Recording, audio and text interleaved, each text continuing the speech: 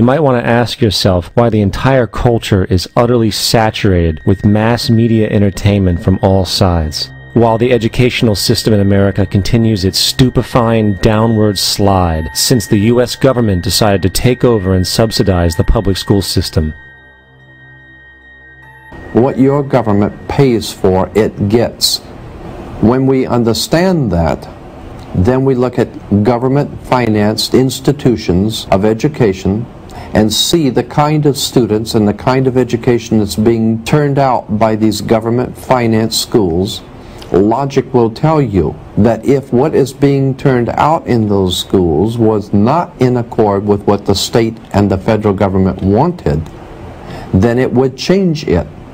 The Patriot Act, Homeland Security, the Military Tribunals Act, and other legislations are all completely and entirely designed to destroy your civil liberties and limit your ability to fight back against what is coming. Currently in the United States, unannounced to most brainwashed Americans, your home can be searched without a warrant, without you being home. You can in turn be arrested with no charges revealed to you, detained indefinitely with no access to a lawyer, and legally tortured, all under the suspicion that you might be a terrorist. It's time to wake up. The people in power go out of their way to make sure that you are perpetually misled and manipulated. The majority's perception of reality, especially in the political arena, is not their own. It is shrewdly imposed upon them without them even knowing it. For example, the public at large actually believes the invasion of Iraq is going badly, as sectarian violence doesn't seem to stop. What the public fails to see is that the destabilization of Iraq is exactly what the people behind the government want. This war is to be sustained so the region can be divided up, domination of the oil maintained, continual profits reaped for the defense contractors, and most importantly, permanent military bases established to be used as a launching pad against other oil-bearing, non-conforming countries such as Iran and Syria. The last thing the men behind the curtain want is a conscious, informed public capable of critical thinking, which is why a continually fraudulent zeitgeist is output via religion, the mass media, and the educational system. They seek to keep you in a distracted, naive bubble, and they are doing a damn good job of it. In 2005, an arrangement between Canada, Mexico, and the United States was made. This arrangement, unannounced to the public, unregulated by Congress, merges the United States, Mexico, and Canada into one entity, erasing all borders. It's called the North American Union, and you might want to ask yourself why you've never heard of this.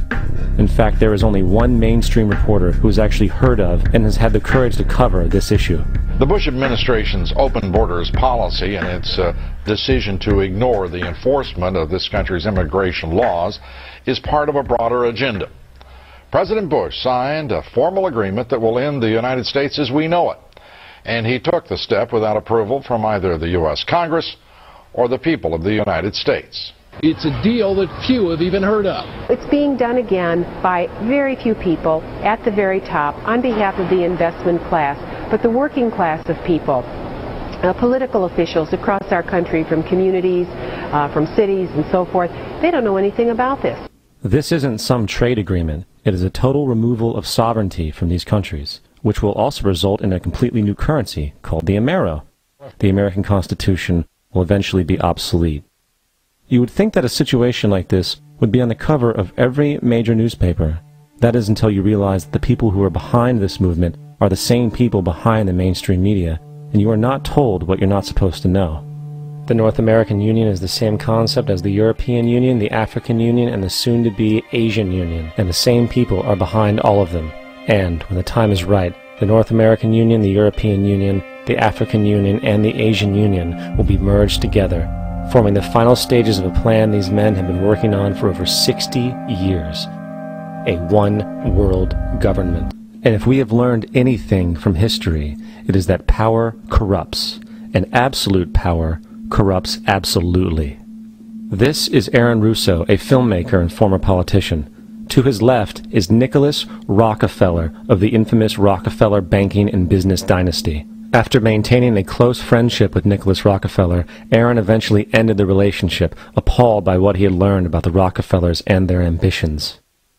got a call one day from an attorney woman I knew, and she said, would you like to meet one of the Rockefellers? I said, sure, I'd love to. And we became friends, and he began to divulge a lot of things to me. So he said to me one night, he said that there's going to be an event there, and out of that event, you're going to see, we're going to go into Afghanistan, so we can run pipelines from the Caspian Sea. We're going to go into Iraq to take the oil and establish a base in the Middle East, and we're going to go into Venezuela and try and get rid of Chavez. And the first two they've accomplished. Chavez they didn't accomplish. And he said you're going to see guys going into caves looking for looking for people that they're never going to find. You know, he was laughing about the fact that you have this war on terror. There's no real enemy. He's talking about how by having this war on terror, you can never win it because it's an eternal war, and so you can always keep taking people's liberties away. And I said, how are you going to convince people that this war is real? He said, but the media can convince everybody it's real. I mean, you know, it's just that you keep talking about things, you keep saying it over and over and over again, and eventually people believe it. You know, you created the Federal Reserve in 1913 through lies. You create 9/11, which is another lie. Through 9/11, then you're fighting a war on terror, and now all of a sudden you go into Iraq, which was another lie, and now they're going to do Iran. You know, and it's all one thing leading to another, leading to another, leading to another. Now, I would say to them, what are you doing this for? What's the point of this thing? You have all the money in the world you ever want. You have all the power. I said, you know, you're hurting people. It's not a good thing. And he would say, what do you care about the people for? Take care of yourself and you take care of your family. And then I said to him, what are the ultimate goals here? He said, the ultimate goal is to get everybody in this world chipped with the RFID chip, and have all money be on those chips and everything on those chips. And if anybody wants to protest what we do or violate what we want, we just turn off that chip. That's right, microchipped. In 2005, Congress, under the pretense of immigration control and the so-called war on terrorism, passed the Real ID Act, under which it is projected by May 2008, you will be required to carry around a federal identification card, which includes on it a scannable barcode with your personal information. However, this barcode is only an intermediary step before the card is equipped with a VeriChip RFID tracking module, which will use radio frequencies to track your every move on the planet. If this sounds foreign to you, please note that the RFID tracking chip is already in all new American passports. And the final step is the implanted chip, which many people have already been manipulated into accepting under different pretenses. We have a Florida family who are really pioneers in a brave new world. They have volunteered to be the first ever to have microchip identification devices implanted into their body. After 9/11, I was really concerned with the security of my family. In the end, everybody will be locked into a monitored control grid where every single action you perform is documented. And if you get out of line, they can just turn off your chip, for at that point in time, every single aspect of society will revolve around interactions with the chips. This is the picture that is painted for the future if you open your eyes to see it. A centralized one-world economy where everyone's moves and everyone's transactions are tracked and monitored, all rights removed. The most incredible aspect of all, these totalitarian elements will not be forced upon the people. The people will demand them. For the social manipulation of society through the generation of fear and division has completely detached humans from their sense of power and reality. A process which has been going on for centuries, if not millennia. Religion, patriotism, race, wealth, class, and every other form of arbitrary, separatist identification and thus conceit has served to create a controlled population, utterly malleable in the hands of the few. Divide and conquer is the motto, and as long as people continue to see themselves as separate from everything else, they lend themselves to being completely enslaved.